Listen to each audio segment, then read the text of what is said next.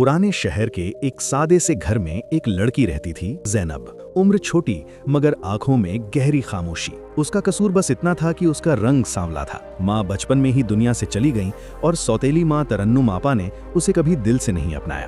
तरन्नुम आपा की दो बेटियां आलिया और मायरा गोरी, नाजुक और नखरीली थीं। घर में मेहमान आते तो ज़ैनब को रसोई में भेज दिया जाता। कोई पूछता ये कौन है, तरन्नुम हंसकर कह देती दूर की रिश्तेदार है, काम में मदद करती है। ज़ैनब सब सुनती मगर खामोश रहती। उसकी तसल्ली बस कुरान की तिलावत थी। उसकी आवाज में ऐसा दर्द था कि सुनने वाला ठहर जाता, मगर घर वालों ने कभी उसकी रूह की खूबसूरती नहीं देखी। वक्त गुजरा, रिश्ते आने लगे, मगर रंग देखकर सब लौट जाते।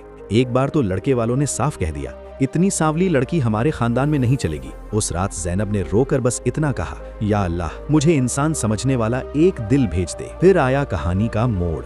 शहर के नामी कारोबारी हाजी जमाल अपने बेटे रेहान के लिए रिश्ता देखने आए। तरन्नुम आपा ने आलिया और मायरा को खूब सजाया और ज़ैनब को हमेशा की तरह रसोई में लगा दिया। दस्तरख्वान लगाया गया, बिरयानी, कोरमा, कबाब, खुशबू से पूरा कमरा महक उठा। रेहान ने पहला निवाला लिया और रुक गया।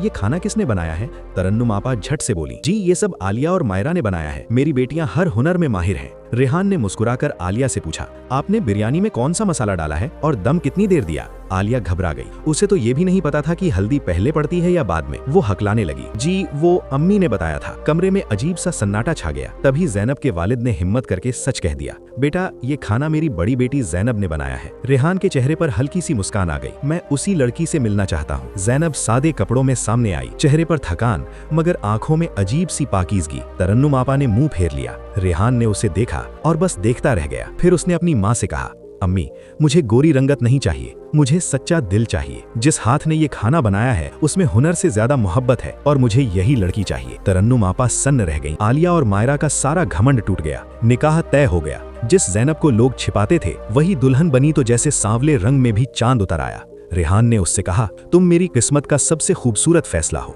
ज़ैनब ने अपने अच्छे अखलाक से सबका दिल जीत लिया। रंग मिट्टी का हो या सोने का, कीमत सिर्फ किरदार की होती है और सब्र करने वालों को अल्लाह कभी अकेला नहीं छोड़ता।